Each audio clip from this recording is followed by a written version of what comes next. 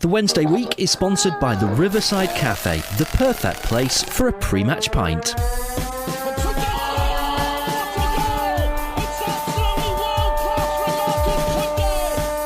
a chance here, a great save by Turner from McClare. Might come. Terrific goal by Sheridan. Brentman against Jones. Get in. You could have two goalkeepers in there that would have trouble saving. Hello there, ladies and gentlemen, and a very warm welcome to the Wednesday week, the Sheffield Wednesday podcast. I'm Lord Hillsborough, and with me on the line, first of all, we have Fudge's back. Fudgy, how the chuff are you? I'm just choking on some orange squash. I didn't think you were going to do me first, but yeah, I'm all right. How's it going? Choking on something because you did me first. Okay, yeah. I'm Well, mixing it up, Sam. Isn't it? I enjoy it. I enjoy it. Dickie, how the chuff are you all been? I'm fantastic, thank you very much. I've not been away for a while, but tonight I'm talking to you from a very cold porter cabin at the world's oldest football ground. I'm currently watching Hallam FC versus Denby United in the Sheffield and Hallamshire Senior Cup, for those who are interested. So I'm doing a podcast live from it. It's 2-1 to Hallam at the minute. Fantastic. Well, you stuff those Denby so-and-sos because I have a holiday home in Mexborough, which is just next door. Oh, holiday home in Mexborough, darling. Yes, absolutely. And these Denebians do like to chat on about their football club. And last, but by certainly no means least, Mr. Marriott, Jamesy Albin. How the chuff are you? I'm all right. I'm still laughing at Denebians. That's brilliant. Yeah, good. Saturday was brilliant. Got to experience some good football, a win, and guess what? I got to actually see Dan Fudge for the first time in I don't know how long. What a pleasure for you. It was amazing. Actually, if I remember last year, James, I saw you about 4 times in November last year, and I think we're going to do the same this year, aren't we? It's probably so. Bit of a November thing, isn't it? It's a bit of the month for love. Well, innit? I enjoy November is a very Fudgy month. We're finished with birthday season. It's now love season. Well, I actually think you're quite right there, Jake. Because how much did we love the match on Saturday against Villa? Segue, ladies and gents. Professional segues.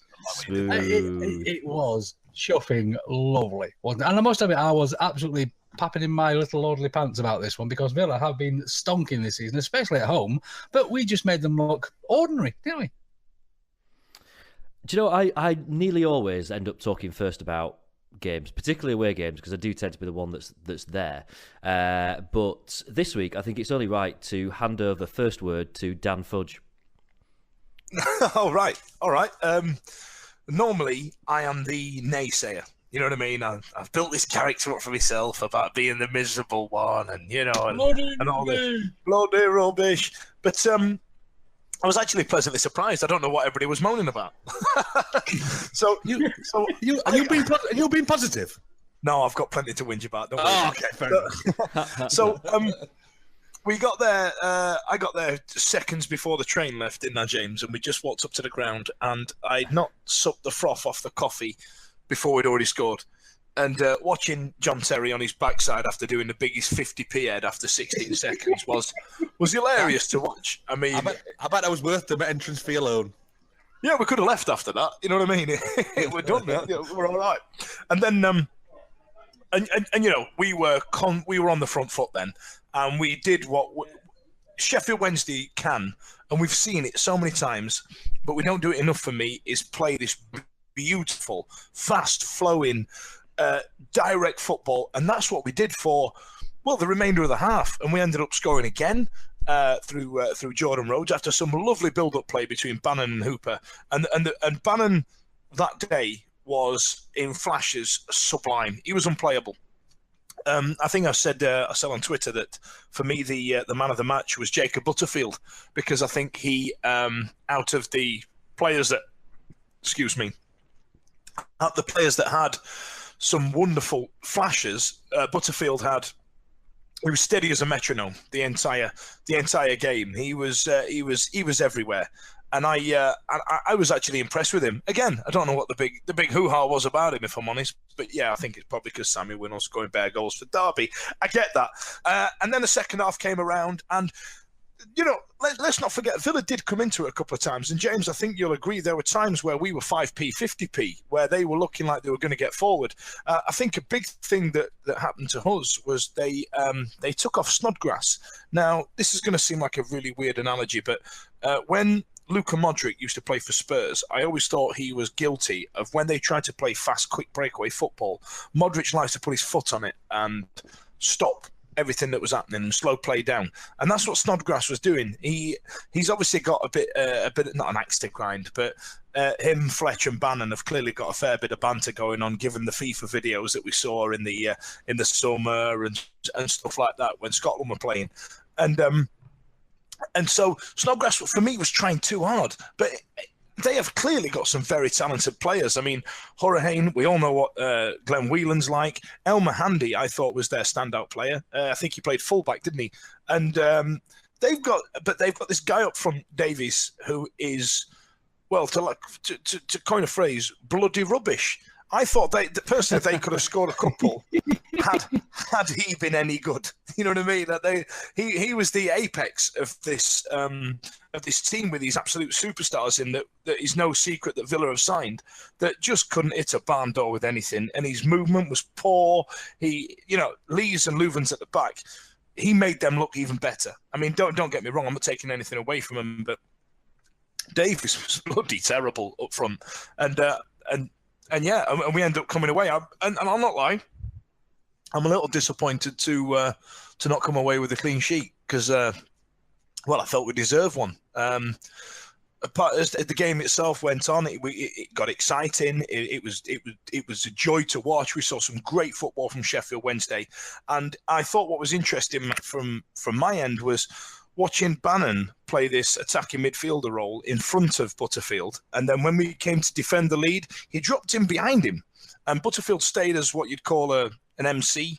And Bannon came as a DMC. And during the second half, when we decided we wanted to try and defend the lead. And it was nice to watch. It was an absolute joy. And Carlos gets a lot of grief for his tactics and the way he sets himself up.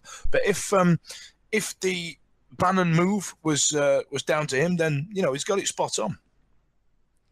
It just worked, didn't it? That central midfield pairing of those two just worked. And we kind of talked about this a little bit on last week's podcast about this kind of issue of whether or not there's just a little bit too similarity between Lee and Bannon, and Butterfield does do something different, and that was evident in this game because Butterfield being Butterfield allowed Bannon to be Bannon that bit more, and I thought Butterfield put in a brilliant shift, and it's really hard to fault any player in a white shirt. Oh no, we didn't play in the white shirt, did we? Sorry, a blue shirt on that day.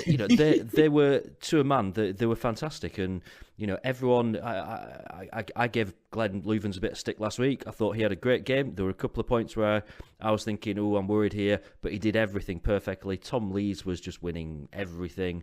The fullbacks played great. Adam Reach was, superb. I agree with Fudge that Butterfield was man of the match, but Hooper put in a real shift as well. He was all over the place. He was back helping with the defence. He was running the midfield at times. Unlucky not to score himself, although it wouldn't have counted because he was offside. Great to see Jordan Rhodes scoring. I mean, the superlatives just go on and on and on.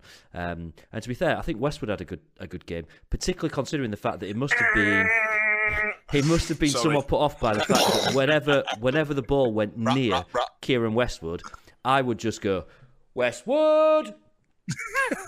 and Fudge would go like, meh. And this went on for pretty much the entire game. Why the people... why no one around us decided just to punch us, I don't know, because it must have been very annoying. To us, it was absolutely hilarious. We thought it was brilliant. No one else did. It was hilarious, and if they didn't find it hilarious, they're wrong. You know what I mean? It's there's something wrong with them. But overall, I've got to say, it was a brilliant brilliant day. And I know, Fudge, your day wasn't quite as good because you were supposed to get in. We got in at 9:30, and you were supposed to get into Birmingham at like 11, weren't you? And it was like literally 2 by the time you got into Birmingham, and you made it onto the train through to the ground with like literally a minute to spare before the door shut. So and then you ended up having to walk back from Villa Park back into Birmingham afterwards because the queue for the train back meant that you wouldn't have caught your train back, and you were still late for work after all that anyway, weren't you? It's like your day wasn't quite the same as mine, but mine, like, honestly, just some really good beers, great friends, brilliant football. Even the train on the way back was all right. It wasn't full of idiots. It was just a really, really good day. And I came away with a right smile on my face. Very, very happy about Saturday. Absolutely. I mean, if we could sort of whip some analysis into it as well. I mean, the game itself, as you've mentioned, the running, the pressing more than anything else in the Villa half was immense. I thought the work rate was absolutely brilliant. I say Hooper, I'd love to see some stats on exactly how far he ran on Saturday because he was all over the place, and I think he's a little bit of an unsung hero for this game as well. Which is, I agree with you. His movement was incredible, and the graft he put in. I'm a big fan of his, and I love when he does that. I love it when he's got these really clever little runs to pull defenders out of position. And after half an hour, John Terry had enough. He went, "Nah, this lad's going to do me all day. See you later." I'm pretty sure that's what happened. Couldn't agree more. Sorry, Jake. I was going to say, it's not bad for a fat lad, is he, Hooper? He's all right. You've got to give him. I know, obviously, Reach scored the goal. You've got to give Hooper credit because he was almost having a wrestling match with John Terry, which put him off without actually fouling him. Although on another day, I think a ref might have given that as a free kick, but everything went our way. And then, Reach obviously takes the headlines quite rightly for what was a superb goal, brilliant goal, and. I mean, I honestly, I don't really remember it, and it's not because I was particularly drunk by this point. It's just because the first stages of the game, you're not really kind of paying that much attention. You're sort of getting settled a little bit, aren't you? And just trying to figure out, is there anyone round me that I know? And the next thing you know, the ball's in the back of the net, and like all hell breaks loose. It was nuts. But no, I mean, the actual second goal as well came from Reach pressing high up the pitch as well, didn't it? Because he sort of had that bit of a press and got tackled and sort of went from there. And that second goal, obviously completely different type of goal, but how good was that as well? I mean, if this was Man City scoring these goals, there'd be a waffling on about them now, wouldn't they? If they'd have scored a thunder chuffer from where it was and then this beautiful passing, fantastic movement, they'd be waffling about it for weeks, wouldn't they? Definitely. I think from my perspective, like watching it from afar, I wasn't there, but to see Rhodes scoring those type of goals, those really good movement at the end of it, just a simple little tap in, is what he's kind of not done, I don't think, since he's been here. And are we playing a little bit of a different way to accommodate him into that? I think we probably are, and I don't think him scoring 2 goals in a row, 2 games in a row, will do him any harm whatsoever. Yeah, I think you're right there, Rich. We played 4-4-2. That's how we set up. That's what we did, and it suited Rhodes down to the ground. He had Wallace and Reach going down the flanks. It was. I mean, that second goal when Bannon picks it up and puts it into Hooper. And then Hooper picks it back and plays that ball through onto the penalty spot for Rhodes to run onto. I think. We had no idea that was happening because where we were stood, it was very difficult to see. And we just saw some trickly, piss-poor shot. You know what I mean? Like, oh, what's he done there? Turns out when you watch it back, it was actually a sublime finish. And I love it. I absolutely... And at this point, then, we had a steward. We had some cracking seats right up my street. Nobody was round me. I was on an end seat and there was a steward next to me. And he was from Yorkshire himself and he was a Wednesday fan. And he managed to pick up a steward gig that day. And he was jumping up. We had a great time. Yay! You know what I mean?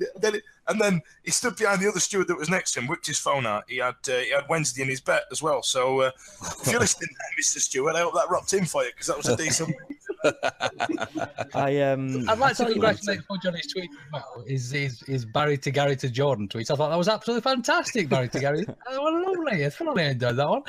A little bit of a disappointment with the goal, though, is Mr. Rhodes's rather inept knee slide towards the end. Put a bit of a damper in it on that for me. It did.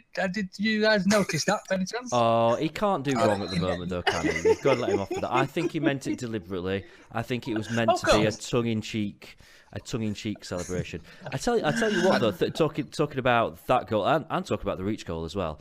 If that move in the second half, if Liam Palmer hadn't have had a sudden bout of Liam Palmer and actually managed to finish it off, then those other two would have been the second and third best goals of the afternoon, because that would have been the best goal of the day if we'd have finished that move off, because that was beautiful. That was absolutely superb. Yeah. And that was like watching the Wednesday of old. That's exactly what we've been missing. That kind of move where the movement was brilliant, the passing was brilliant. It was an absolute work of art. And watched it back on the TV and you're like, oh, if only Liam Palmer, if only, it would have been brilliant. It's a shame that Mr. Palmer's going to be remembered for this game, because other than that, I think he played really rather well, didn't he? Knowing him. Yeah, he did. You're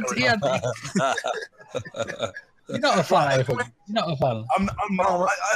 Don't get me wrong. I'd love him to do okay. Do you know? I'd love him just to do okay. I mean, for God's sake, he plays bloody fullback. All you've got to do is do what Jack Hunt does, and it became a gag. What was your man that was stood next to me, James? What's his name? I've forgotten what his name. Kieran. Kieran, sorry, yeah. Lovely geezer, by the way. Nice to meet you, Kieran, if you're listening. I've met him before, but I was waist gashed. Anyway, we were having a bit of a joke that every time Jack Hunt got the ball, whack, hoof, see you later. Every time he got it, there was no point where I don't think Jack Hunt played a little 10-yard ball. And you can get away with that at fullback, especially when you've got nippy wingers like Reach and like Wallace, you know what I mean? You can get away with it, and grafting strikers like Fletcher when he came on was a man possessed. But Liam Palmer, and don't get me wrong, right? I have got a bit of an empathy for him, because when you come on a substitute, you don't really know what day it is. You don't really know how the tempo of the game plays, and it takes you a couple of minutes to settle in. And he got a first touch early on. I thought that might settle him, but nah, he was just. It reminded me of Ali Dyer when he ran, George Weah's cousin in inverted bunny rabbit ears, running around for Southampton. He just didn't know where it was. And that goal that James referenced then, the goal that never was, I think it was it Reach down the left-hand side? Or yeah. I can't remember at the time. It was Reach that pulled it back. It was what the youth of today call a sweaty FIFA goal. So he's gone past them. All he has to do is pass it to the side, and you just have to put it on target. You know what I mean? And Fletcher had the defender, and he was absolutely tearing in. Like I said, Fletcher was a man possessed. He was going to absolutely murder that ball, but it fell to Palmer, and he, for lack of a better term, just spanned it. He just ballooned it, like just to the right of the post. And then it became apparent that later on in the game, Villa had the bit between their teeth. They didn't settle for a 2-0 loss at this point. They'd not come to terms with the fact that they might lose this game. They were still playing football.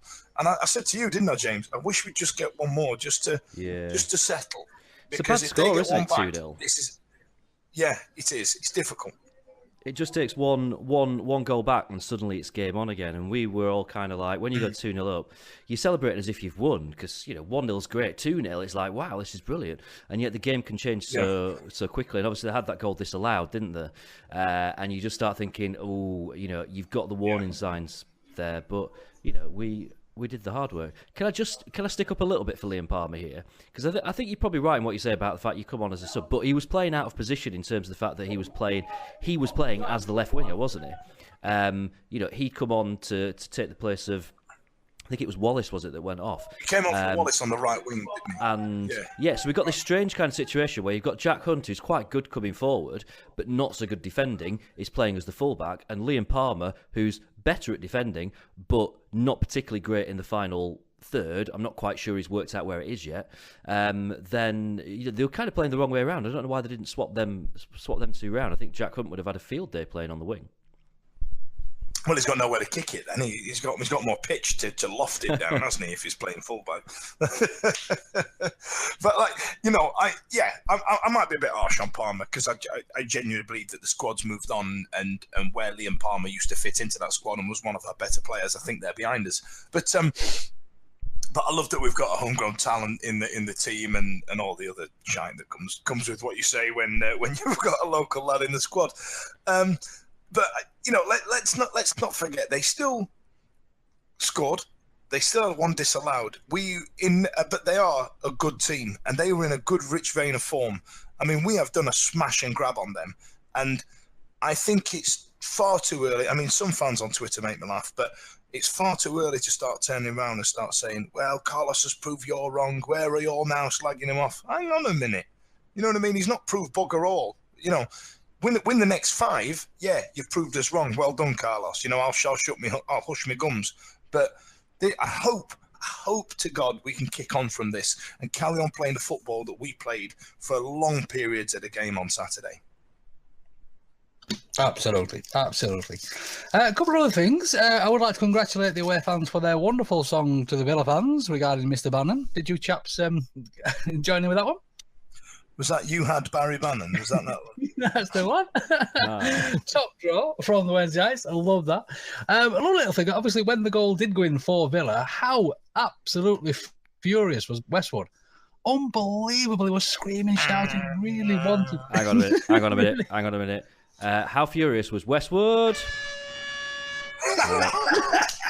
Brap, indeed. But yeah, he really wasn't pleased, was he? He really wanted a clean sheet out of that one. And like I say, he did play well, and we did deserve one.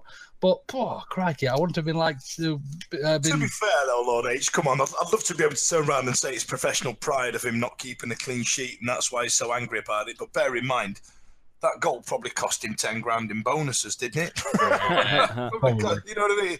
It's cost him a few quid. He's got a mortgage to pay. Am I right in saying that Mr. Bannon did a bit of a gesture to the Wednesday fans as well whilst he was singing about him and brushed the owl on his shirt, shall we say? Did you chaps see that one? Yeah, I didn't see that. He was loving every second of it. He was loving every second of being back in that ground and back in front of the Villa fans. And you could tell. I wish he'd put performances like that in at other games, But he was a cut above in some places. His passing was sublime. And I wish he'd have got a goal, purely because I'd love to see what he did if he got one. He may well have exploded. I don't understand why the Villa fans take so much of a bad way against him, because, I mean, it's not like we were jeering at... go on, what's his face? Chuff. Glenn Whelan. Yes, absolutely. I completely slipped my mind then. If Glenn Whelan had come up and gone for a clap, we'd have all clapped back. You know what I mean? Absolutely. I don't begrudge Glenn Whelan. I've got no, bad thoughts towards him. He had a big move and fair play to him. I'd do the same with, Chris Brunt, for example. But Villa didn't want him. Villa didn't, Villa just went, get rid of him. He's not Premier League quality. And, that sure him up, didn't it? Lol. Fantastic. But no, I think we can say a lovely time was had on Saturday. Do you think, chaps, this is going to be the turning point? This is why we get so frustrated, isn't it, as Wednesdayites? Because we've seen this before. We know what we're capable of. We've watched this football every now and again. And I know, Jay, obviously, we had a little chat last week, and you mentioned that this thing that we play well against better teams and not so well against other teams, it's happened again. It's there. I don't understand why we can't just play like that, like we did against Leeds. Obviously, not one of the better teams. We just had a decent day. This is why we're so frustrated all the time as Wednesdays, isn't it? Yeah, I mean, it boils down really to, and actually I started off writing a blog earlier this week, which I've sort of abandoned because it just turned into a lot of rambling. But I was kind of getting at the point that there's a lot of positives right now because we've just beaten Villa. We've just won 2 in a row. Granted, the Millwall win wasn't the most convincing win in the world, but it was a win, and it was a mucky win, and they're the kind of wins that we've not really been picking up. And then Villa obviously was a very good performance and a lot of positives from that game. But what we've been lacking is consistency, and we've been really, really lacking consistency. The only consistent thing about our season has been our inconsistency, just how up and down we've been and all over the place we've been. So yeah, I don't think that there's anyone. It was notable that. Even after we went 2 up and the away section didn't really stop singing for the rest of the game, there were no Carlos songs in there. There was no Carlos Had a Dream. I think that I'm not saying that the entire fan base is against Carlos or anything, but I think there's this kind of reserved, all is not quite, rosy just yet. We need to see this week after week. And actually, I mean, we need to go on a pretty good run now. We've kind of got lucky in terms of the fact that the league this season is really competitive and people are taking points off each other. And, we're in this position whereby we're still really in touch. We're well in touch. The stat that I saw earlier is that we're 1 point behind where we were this stage last season, and the season before, where we apparently had exactly the same number of points at this stage. We're 1 point worse off than that now, which isn't acceptable. Really, it's not really good enough. We held the same squad together through the summer. We kept the coach. We should have made a flying start to the season. Ignoring all that, it's maybe not been as big a disaster as we think of it in our minds. But I think that quite rightly, there's still a lot of trepidation among Wednesday fans about whether we've turned that corner, and I don't think anyone's going to celebrate this one too hard yet. We need to see what happens when we play Bristol City in a week and a half's time. That's really when we've got some tough games. I mean, there are no easy games. We've got some tough games coming up. We've got Ipswich away, and they're still really in touch at the top end of the table. That'll be a big test as well. And then we've got games like Reading, Norwich. None of them are going to be easy, and we've got to see that consistency. We've got to see that run now, haven't we? Obviously you mentioned that people aren't getting on at Carlos as much at the moment, which is perfectly understandable. Is it also a possibility that people don't recognise Carlos any longer because he's got new hair and new glasses by those things, isn't it? Oh, I love his glasses. It makes me feel even worse for the fact that I've been quite critical of him, because when I saw him doing that, it was his pre-match thing, wasn't it, live on Facebook? I saw him with glasses and I'm like, oh, Carlos with glasses. I mean, the guy's just he oozes style, doesn't he? And glasses suit him so well. Why is it taking him this long to start wearing glasses? Because the glasses and the fact they had them on his face sort of maybe made you look away from his hairline slightly. Glasses on his face? No, is that what he had him? But whilst you're looking at the glasses on his face, you're not looking at his new spiffy hairline, which is marvellous. I think it's wonderful. I wouldn't like to know where the hair has come from. Fair play to Carlos. If I had lots of money and if I needed to sort out my hairline, which of course I don't, then I'd jump into the same thing as well. Right, any other bits and bobs regarding the Villa game before we pop in little adverts, chaps? Well, no, let's go adverts. No. Seriously though, what happened to the shirt? Has anyone asked this question yet? What happened to the anniversary shirt? What happened to the anniversary shirt? They did post out on about Thursday, Friday. They wouldn't be wearing it. Oh. Do you think that's because we had that coffee on?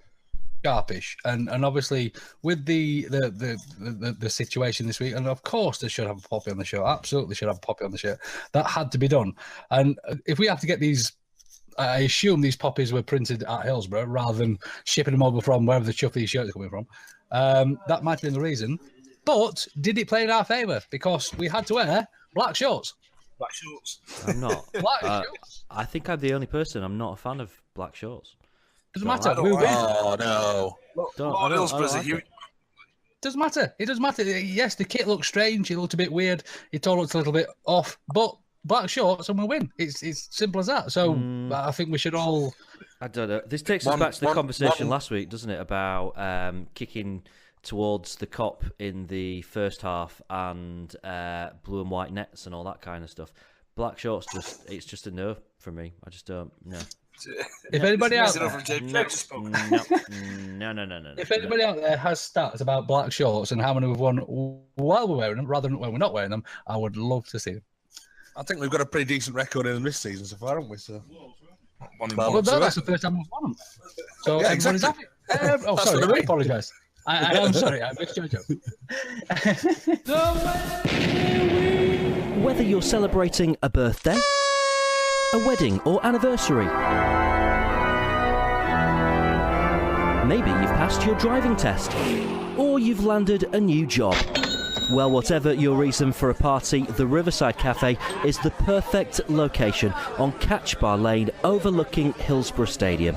To inquire about hiring us for your function, call 07989 856 054 or 0114 232 6121.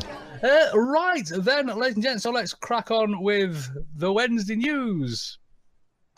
There was your Wednesday news, ladies and gentlemen. Hang on. That was that you always use the word scant in there. Always. Scant. Is there anything to be scant about this week? Sparse. Just trying to. Well, there has been bugger all. Ask the Chairman answers that have been Yes. published on the website, which are quite interesting because they're kind of the same sort of stuff that gets asked at the steering group meeting. Except, I mean, I'm a big fan of Mr. Chansiri, but he has a tendency at the steering group to not always answer the questions directly, and he does talk quite a bit. I think that's a fair thing. Rich, you've been at a couple. Is that a fair comment? Yeah, I think he very much takes. I think he listens from my experience. He takes over. He starts off listening and very much takes over and doesn't really answer questions. He does. Yeah, it's a fair comment. Absolutely. Yeah. So the fact that, this is kind of, it's written down, you've got time to read it and consume it and stuff, I found quite interesting. So the thing about how transfers work, because I kind of got the impression from what he'd said at the steering group meeting, that the way it kind of works is that Carlos identifies the positions that we need to strengthen in, and then he's got a committee of advisors that identify the players. But the statement on the website said that it's actually Carlos that identifies the players, and that sometimes the advisors will come up with the player and he'll go to Carlos and see what he thinks, and it's very much kind of a two-way thing. So I've actually found them quite interesting, and just that little bit, because they're written down, a little bit easier to maybe follow than in a kind of a room when you've got kind of lots of people throwing questions about and stuff. So I know there's going to be people that just slag this off and say it's all just a PR thing. I found it quite interesting. I think good on him for the fact that he's done it, because he doesn't need to. He can just say to people, I do transfers however I want, my football club, sod you. But I think the fact that he's been quite upfront and honest about that, and about a few other things as well, talked about finally putting to bed this myth that he hates blue and white stripes. Again, whether it's true or not, or just a PR thing, I don't know. But, it's written there. It's in black and white that he said, he's got no objection to stripes coming back. So, we might see that again in the future. So I found it interesting. Did he mention anything about black shorts? Well, no, because he's got taste. So black shorts won't be happening. That's definitely bad luck in Thailand. No one in Thailand wears black shorts. There's somebody sat watching this with a pair of black skinny jeans on and their blue Wednesday shirt, or a blue shirt, going, "What's up with it like?" You know what I mean? What do you mean? That looks spiffy. There was a great point also brought up about the crest, about people kicking off, because I find that a lot of Wednesday fans, or it might just be football fans in general, that when it comes to these steering groups and most things in life as it goes, not just football fans, is they don't like change. People don't like change. People don't see it for the bigger picture, and they think that Dapon has just changed the crest on a whim and gone, no, sod it, let's have a new crest. And I think he said something like really grandiose about, I think this really marks it's a great point to mark the new era that Sheffield Wednesday is going into, and this is under my tenure and it's my crest, which is all great, but we all know it's nonsense, and he can just, and we know that if you change the crest, you can copyright it, and nobody else can reproduce it on anything else, which is why a lot of people did it. Arsenal did it, Chelsea did it, Millwall have done it. Don't get used to the Nottingham Forest tree because that'll probably be going very soon. That's the way that modern football works. But I quite like the way he keeps hopping on about this nod to history and the club as a whole. Whereas a lot of our fans tend to get stuck in the 90s, and we don't. We're very reluctant to get out, because I get that, because that was our most recent successful period, if you will. So I think it's actually nice the way he's come out and said these things, but the responses seem a lot more prepared and a lot more measured and a lot more, I'm just going to say this, instead, you know what I mean? Instead of just saying, excuse me, DC, is the Crest going to go back? No. All right, good chat. See you later. Thanks a lot. You know what I mean? He's worded it better, and I thought the whole thing about Doyen Sports was really interesting as well. I think for me, with all this, I took a step back recently, and that's probably why I've not been on a podcast a little bit, and why I didn't go to the steering group recently. It's gone all very political again. And the last time it went political for me was when I stepped down for a Wednesday night, and it seems like that. And what I did then, I wanted to watch the football again, and just the football, and not worry about all the politics, all the shit. And it's even though some of the performances have not been up to scratch, Barnsley was abysmal in my opinion. I've just started watching football again and not reading too much about the Astor chairman and everything. And it's just nice to take the football in for a change, just without any other crap. I agree with you, Rich, actually, to an extent. I think that just turn up and watch the football, that's what we're there for. A lot of our fans seem to have a bit of an entitlement into how they believe the club should run. I mean, I know this show, this entire podcast is us not forcing our opinions. This is us giving what we believe it to be.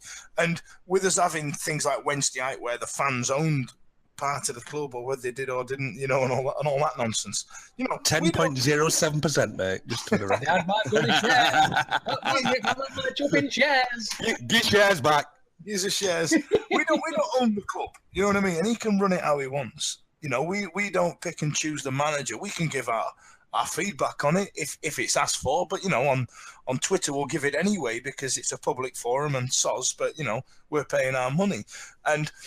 We've blurred the lines of being frustrated at a football club because the results on the pitch aren't going the right way, even though for years and years and years now we've been turning up in our droves. So, and that's where the crux of the matter lies. And we've blurred that with, why don't we get rid of bloody manager? How come chairman's not got rid of bloody manager? Well, I'm done with this bloody bollocks here. I'm going on here. It's rubbish. It's shite. I felt really disconnected with club. You're not in charge of the bloody club. Do you know what I mean? You're not running it.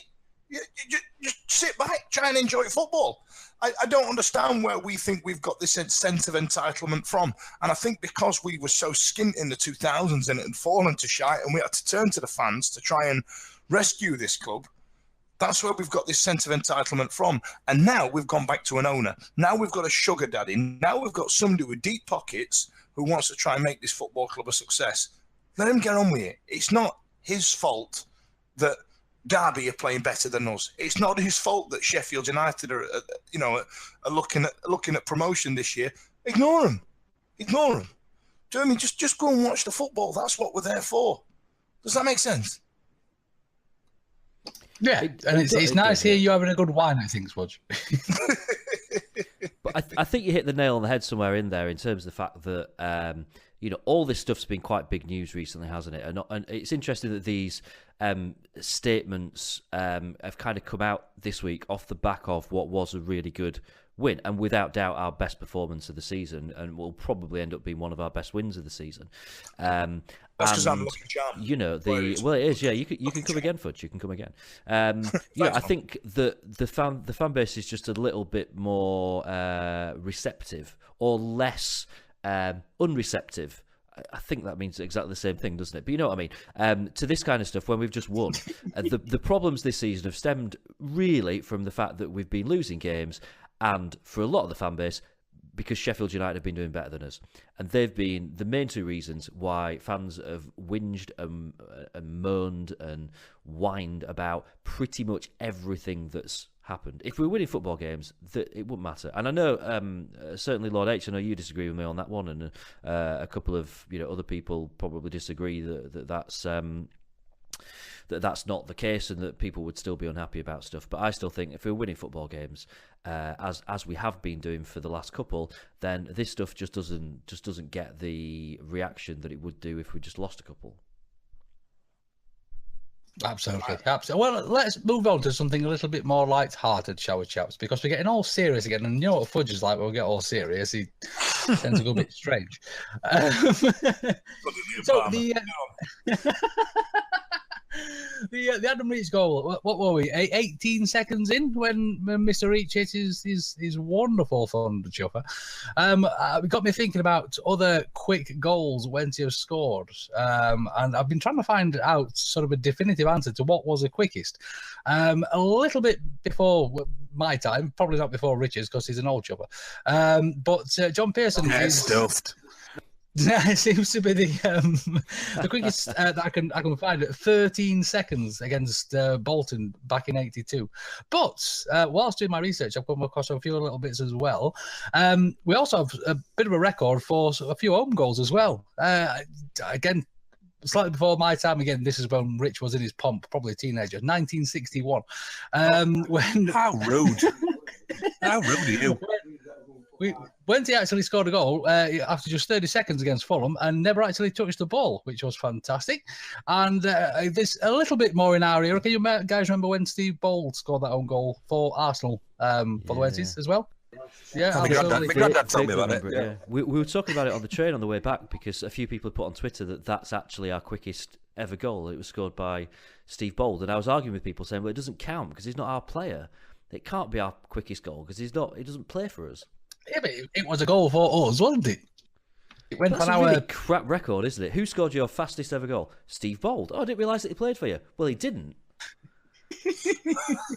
I mean, that's a shit pub conversation, that. I mean, that's a really crap pub conversation. But I think John Pearson's 13-second goal against Bolton sort of trumps that argument anyway, Jay. So calm yourself. You got a bit of fudge there, James. Are you all right? Sorry, I'm going to take another sip of my peach tea. I'll be all right. Is that the problem? Are you not drinking alcohol this evening, Jay? Is that no. what's got you all antsy? I'm on. It's from the Birdhouse Tea Company in Nether Edge, and it's called, and please don't laugh, it's called Princess Peach. It's brilliant. It's very nice. Perfect for you. Perfect. It's, green tea, best brewed at 75 degrees Celsius. Oh, because you sat there with your thermometer as well when you're boiling the kettle. I love that. Yeah. I'm not having it. It's only 72. I'd love to have you on that. I do own like a little mini thermometer that I put in my teapot, but I don't. How sad are you? I do own a teapot. Yeah. So, so Adam Reach comes third, yes, in terms of goals for Sheffield Wednesday as a team, and second in the goals scored by a Sheffield Wednesday player. Yeah, probably.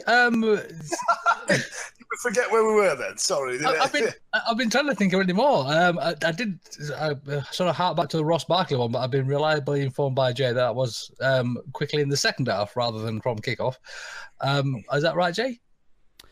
Yeah, it was. Yeah, because I wasn't there, but I was listening to it at home, and I can't remember what happened. Something happened, but anyway, yeah, no, it was at home, wasn't it? It was at home.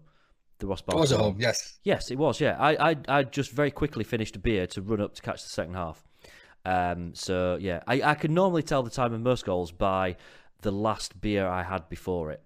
So the Ross Barkley one was very soon after I'd finished a beer. And, of course, one of the most famous early goals was Mr. Waddle's free kick, wasn't it? I know it was a few minutes in, but it's always nice just to remember that one. And I've been sat with that very man this evening.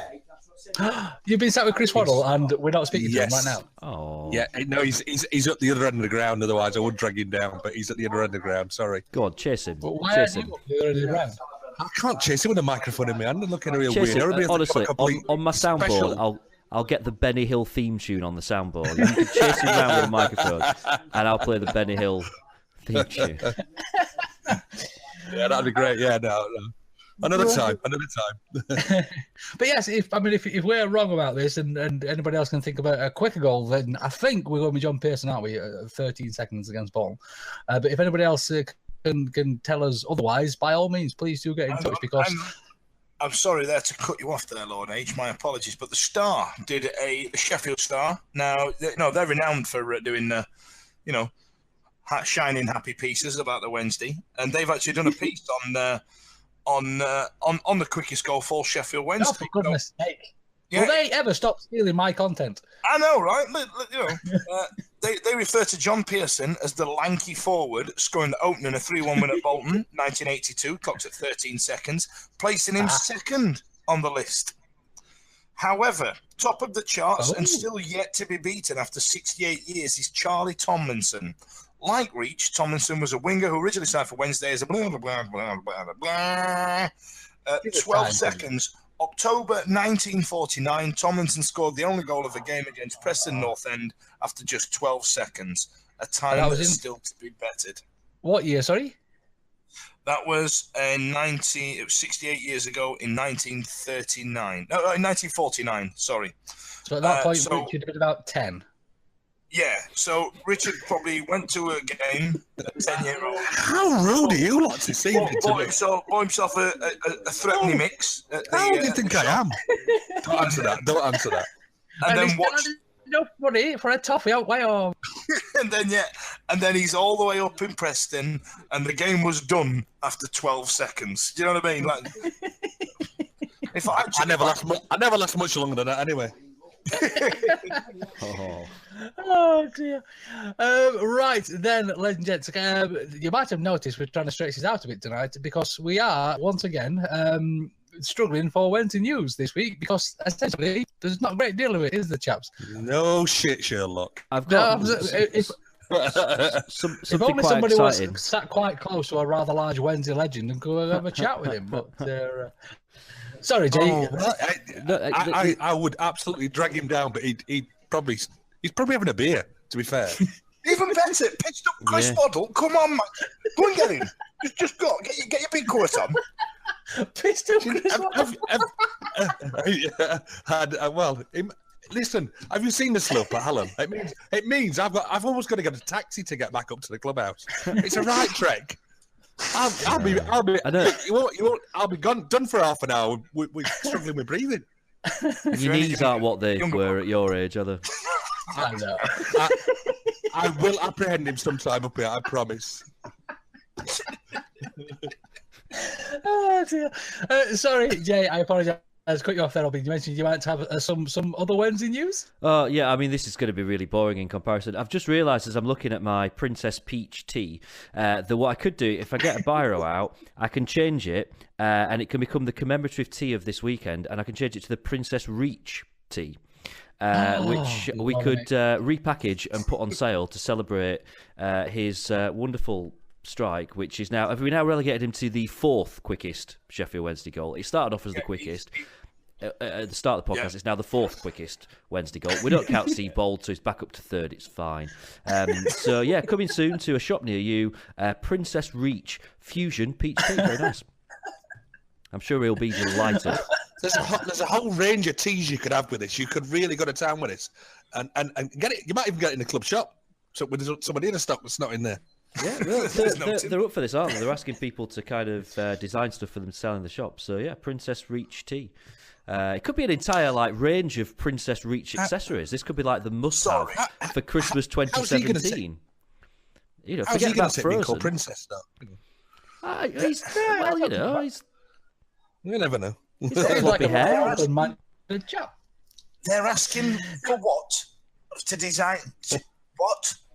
Tea. So how has people this passed me by? People. No, what they said is that people that kind of design stuff and sell it on the internet, Wednesday related stuff, they're saying, come to us and we'll sell it through the shop.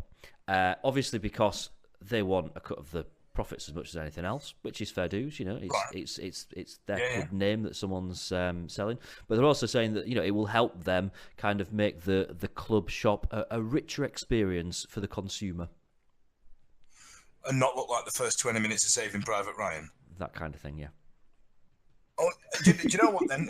Can I make a suggestion? If anybody has got any contacts in Turkey or other places rich from a textile culture, the 1960s drill top with the navy blue ones with owls in big right. Oh, the famous. Yeah. Why were they not in the club shop? Walkout tops. Yeah. They were good, weren't they? Yeah. They were good. And we've done some retro ones absolutely. in recent years, haven't we? And not done that one. I like last year's a lot on that one. Yeah, last year's was good. Last Wasn't year's- it? Can I add to Yes. the list the green and white hooped away Yes. shirt of the late 80s, early 90s, and the kind of grey / silver Grey and with purple purple line Yeah. and white lines across it. Love that one. Why has no one done a remake of those? Because I would pay whatever I would pay £59 for a remake of those and not even moan about it. I wouldn't even go on Radio Sheffield to moan about it. Right? Get them made. Get them made. I tell you what, actually, this is something we can open up on Twitter, something like, SWFC retro kit, something like that. Tweet it to us. Because personally, I don't understand why we've not got in touch with Umbro and recreated some of the early 90s ones, like the 93 one. There's a company called ScoreDraw that are doing these type of things nowadays. You can buy the early 90s Arsenal kit, even with the sponsor JVC across the middle.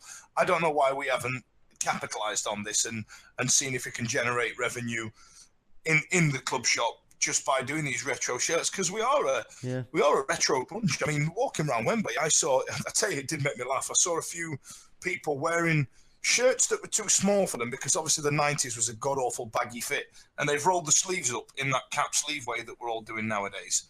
And but the neck hole's obviously tiny, so they've had to rip it down the middle. Oh, it's painful to look at. But we like a retro kit at our club, and I don't know why we haven't gone down that avenue. But yes, those two specifically, James, the Celtic-y one and the one that they tried to recreate around 2010, but they did it badly because it had the same sponsor that year as the Blades.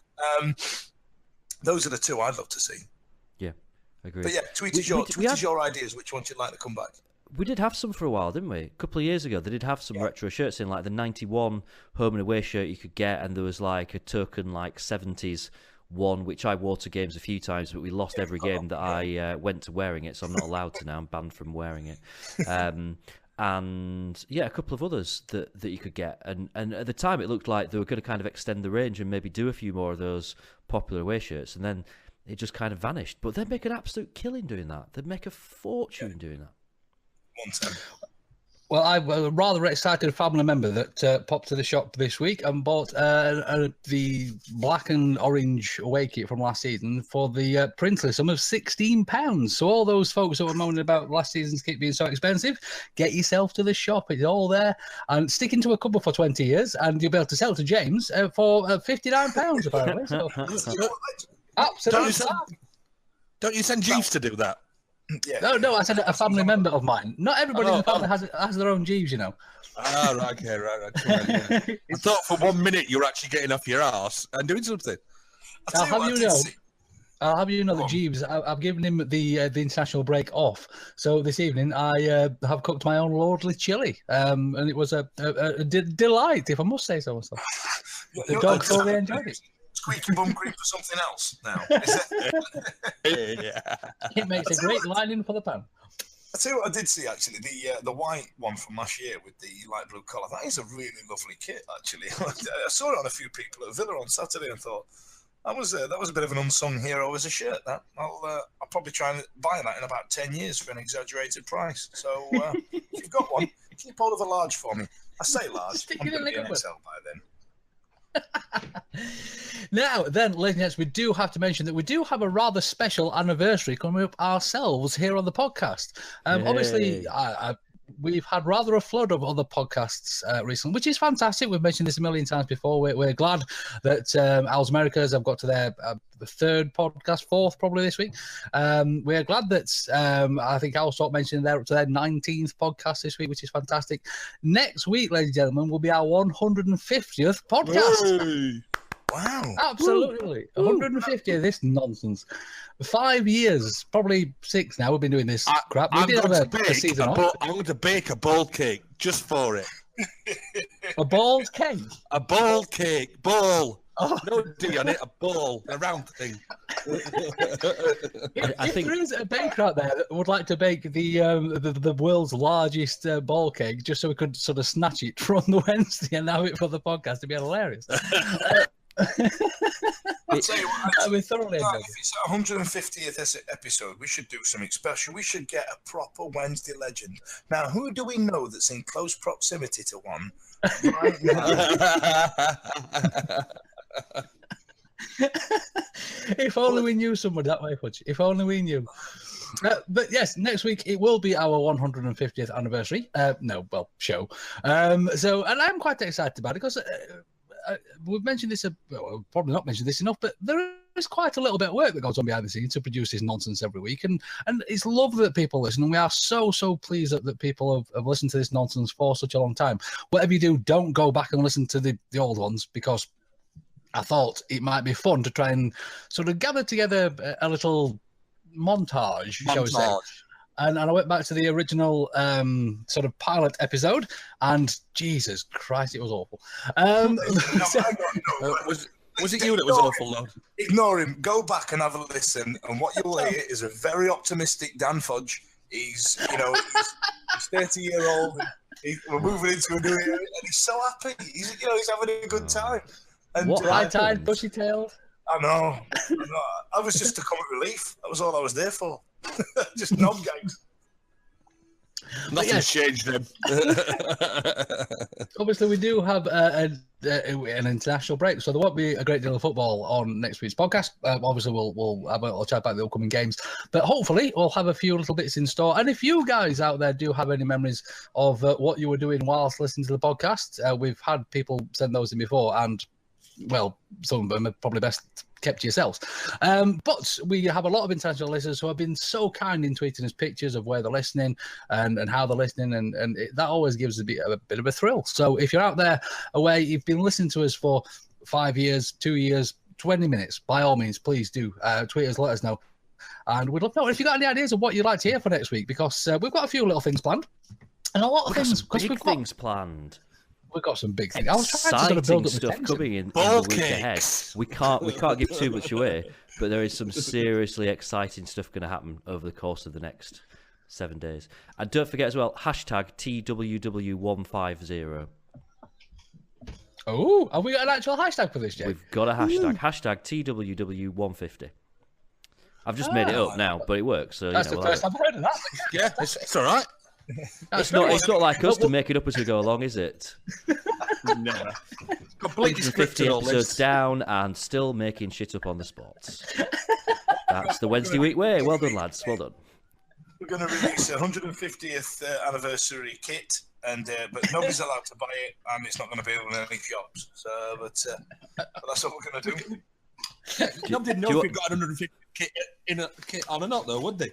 You know, we could all be sat there. As far as people are concerned now, we could be sat here naked. Who knows? Oh, there's a picture. You're sat there. Yeah, if somebody would like to do a dream scene, sort of for the Wednesday week. So it involves Chris Waddle spread across a nightmare scene, more like. Be like that scene from Titanic, won't it? If somebody's any good with Photoshop, try and they want to, if you've got the time and can be asked, and can do a TWW cast dream scene, make sure you've got Dickie with his walking frame, you've got Lord H with Jeeves, you've got Vic, she's there just whinging about something. No, looking out the window at Hillsborough in the background. And then you've got Beak in a shed at the back, you've got Eddie skiing, do it. Have fun. Yeah, apparently we've got another geezer who does this podcast. He's like Richard that does our graphics. You know what I mean? Like, does it really exist? Yeah. He's like Scout. There's a lot of wonderful people that work behind the scenes. But yes, if anybody would like to send in nonsense for the 150th Wednesday show, that was a bit presumptuous. TWW cast, then we'll be more than happy to receive any nonsense that you have. Absolutely.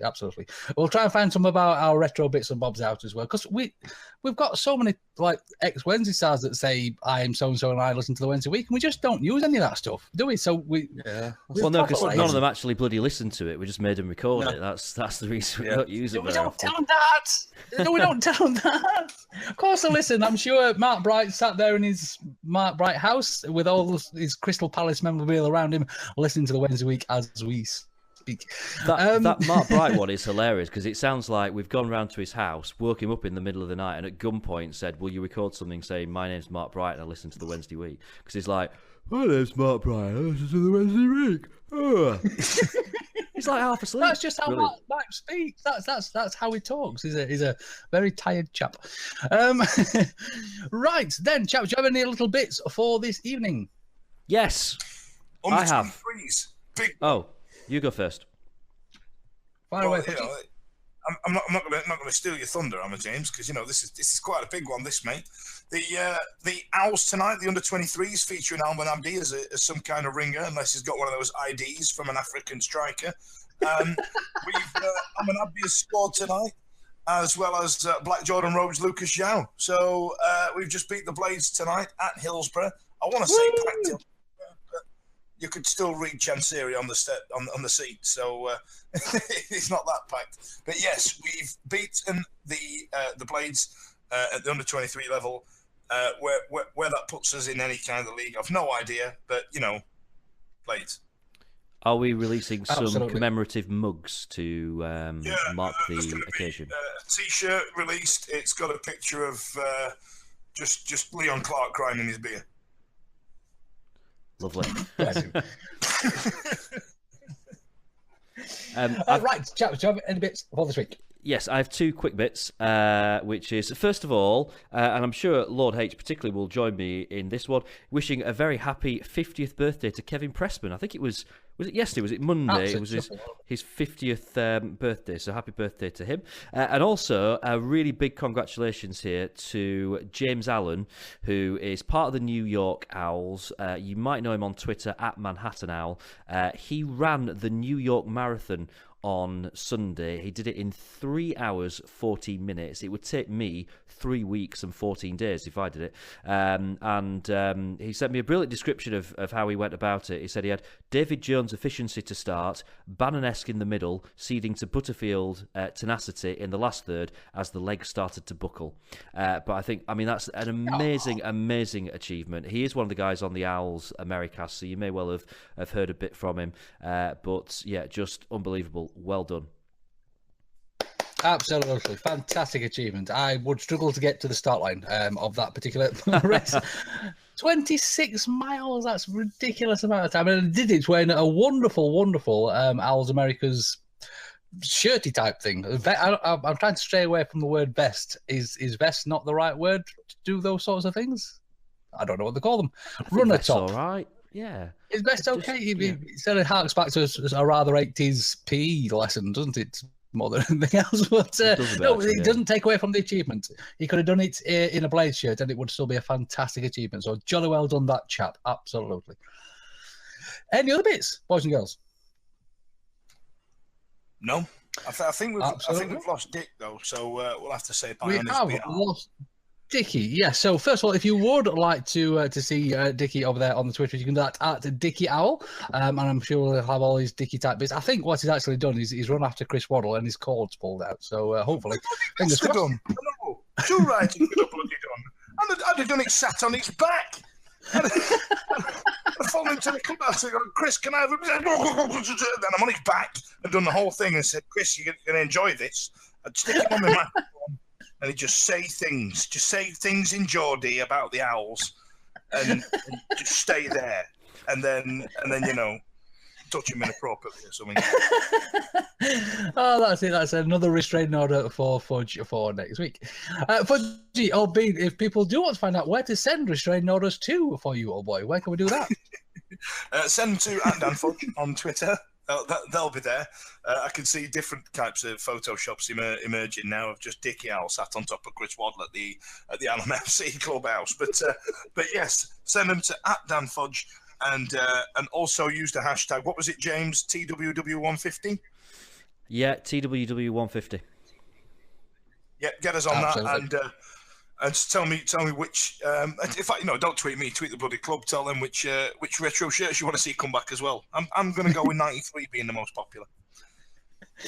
And a bit of a congratulations to Mr. Fudge as well, because it was your birthday as well, wasn't it, Albin? That's why you weren't here last week. And you got some wonderful Wednesday birthday type presents from your wonderful other half as well, didn't you, Albin? I think you'll be sort of flying around on Southampton beach with your new beach wear attire. Yes, the towels are back. Got towel. Got towel. Got towel. I'll tell you what it was. I was in. We were in.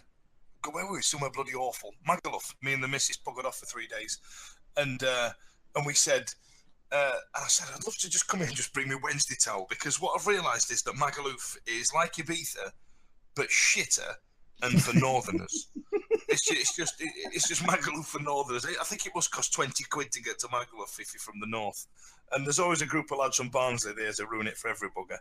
And I thought, just tell me Owl's towel, just go, yeah, I'm one of you lot. Even though I don't sound like you lot. You see this voice, this accent I put it on now. It's all an act. I'm a lot posher in real life. I'm like her on Coronation Street that played Les Battersby's wife. I'm really, really posh, really. We've always said that about you, Fudgy. Far too posh for your own good. Jamesy O'Bean, where can people find all of your nonsense over there on the Twitch?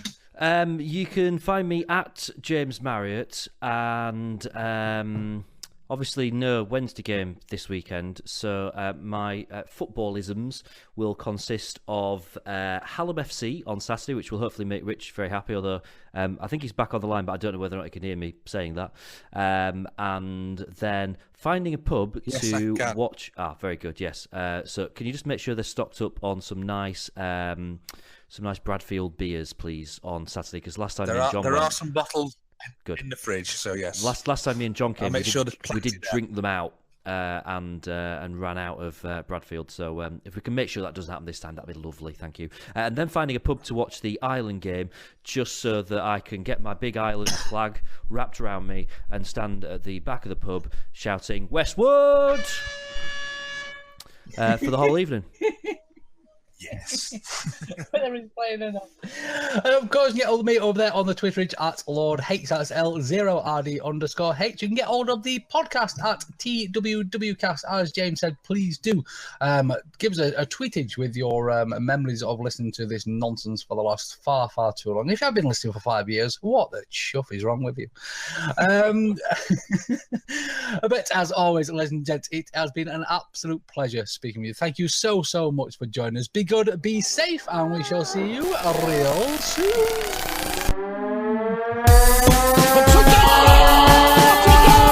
It's absolutely world class from Martin Fudge. There's a chance here.